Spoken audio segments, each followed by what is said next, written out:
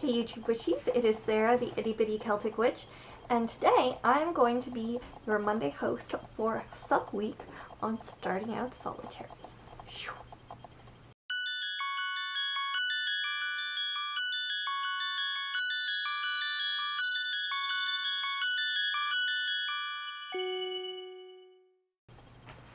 So today, this week, we're talking about spirit animals or spirit guides. So basically, it's kind of like an animal guide, except a spiritual animal guide. I found that a lot of people associate their pets as a spirit guide, especially if it comes around all the time. Like whenever you're doing spell workings or meditations, all of a sudden your dog or your cat, or if you have a bird or a guinea pig free range even, if that's always coming around when you're doing spell work, there's a chance it could be your spirit animal. Even I know people whose pet animals who have passed away and have themselves entered the spirit world, they find that this animal shows up later in their meditations.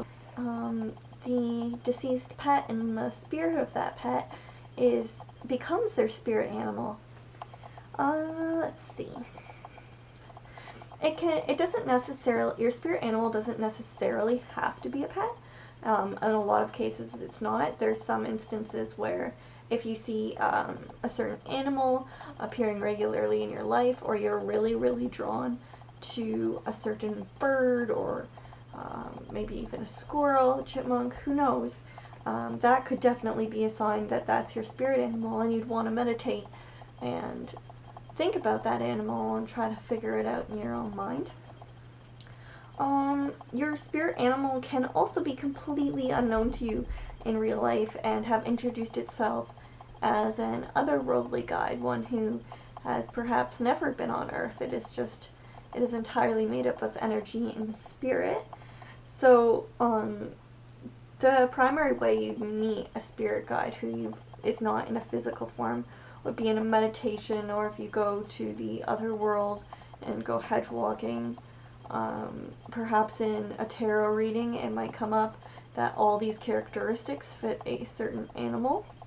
I think that in some cases spirit guides don't necessarily have to be animals. I think they could be a person or an energy being, but in this particular instance I am kind of focusing on the animals. Animals that you wouldn't see on a daily basis, like the tiger or the lion, because most of us don't live near a zoo or work at a zoo, or we don't live in the savannah. But at the same time, if you find that one of those animals calls to you, and during meditation it acknowledges that it is guiding you in your path, then I think that that is a very strong sign that it could be your spirit animal, and you'd want to follow up with that and try to get to know them better. You might just be taking a walk and then all of a sudden you feel this energy presence around you and kind of sticks, and you get this mental image, perhaps of fur or feathers or flying, and that could certainly be a way that a spirit guide or spirit animal would introduce itself to you.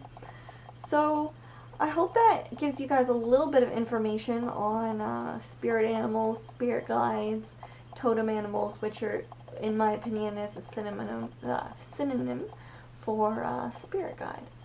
So I hope you guys have a lovely day, and that I have helped illuminate what spirit animals are. Blessed be.